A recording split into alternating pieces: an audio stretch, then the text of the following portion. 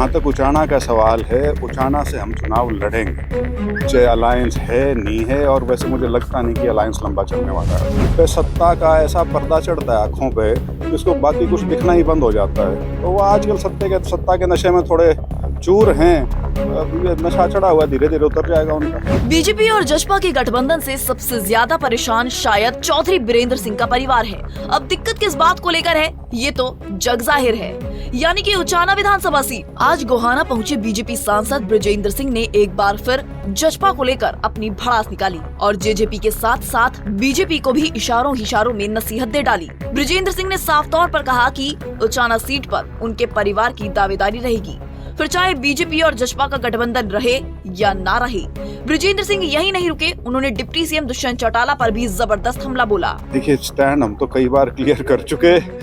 जहाँ तक उचाना का सवाल है, उचाना से हम चुनाव लड़ेंगे, चाहे अलायंस है नहीं है, और वैसे मुझे लगता नहीं कि अलायंस लंबा चलने वाला है। लेकिन सरकार तो कह रही है कि गठबंधन है, गठबंधन रहेगा। सरकार ने, पार्टियों ने डिसाइड करना है, और पार्टी ने भी कभी ये नहीं कहा कि गठबंधन चुनावी गठबंधन है। पार्टी ने भी हमेशा यही कहा है कि जो गठबंधन है वो सरकार चलाने के लिए था, क्योंकि हमारा बहुमत नहीं आया था।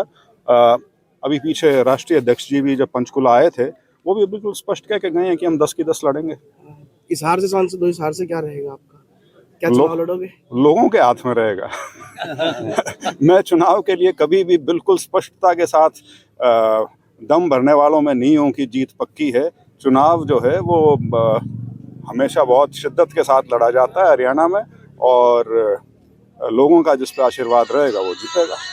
तो जिस तरह से बीरेंद्र सिंह को लेकर जो है डिप्टी सीएम भी और चौटाला भी लगातार ये कहते रहते हैं कि उनका पार्टी में कोई अहमियत नहीं है, तो एक पार्टी में अपने सारी बात ये है ना कि कई बार आदमी पे सत्ता का ऐसा पर्दा चढ़ता है आँखों पे कि उसको बाकी कुछ दिखना ही बंद हो जाता है। तो वो आजकल सत्ता के नशे में थोड़े चूर हैं।